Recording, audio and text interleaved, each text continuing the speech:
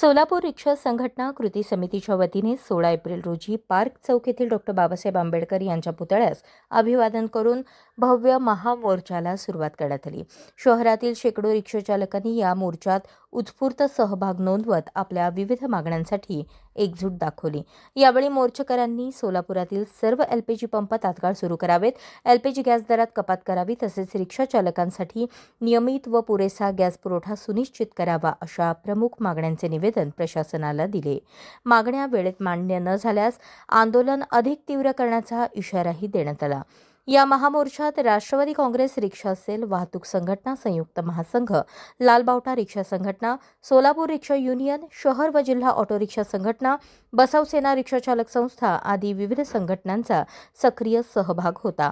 Advocate Anil Vaasam, चांदसाब Mujawar, Shabuddin Shaikh, Rafiq Kazi, Pradeep शिंगे, comrade MH. Shaikh यांच्यासह अनेक पदाधिकारी उपस्थित होते. प्रेस घेऊन आम्ही पालकमंत्र्याला आव्हान केलं, पण 14 तारखेला सोलापूर असताना कसली हालचाल केलेली नाही. आता शेकडो लोकांचा मोर्चा कलेक्टर कचेरीवर जाईल, नंतर त्यांना आम्ही निवेदन देऊ. विश्वरत्न भारतरत्न बाबासाहेब आंबेडकर 19 तारखेला त्यांची ऐतिहासिक मिरवणूक आहे. ती मिरवणूक एकदा शांततेने पार पडलं की आम्ही परत बसू. कृती समितीचे सर्व पुढारी आणि सोलापूरमध्ये रिक्षा अशा बंद होती, एकही रिक्षा रस्त्यावर दिसणार नाही. आणि आम्ही म्हणल्याप्रमाणे लोकप्रतिनिधीला सुद्धा आम्ही रस्त्यावर येऊ देणार नाही असा सोलापूर बंद आम्ही करणार आहे. ते इशारा देण्याकरता आमची काय एकच मागणी, काय मागणी, 10 पंप बंद आहे, 16,000 रिक्षावाले आता 3-4 आठवड्यापासून उपाशी आहे.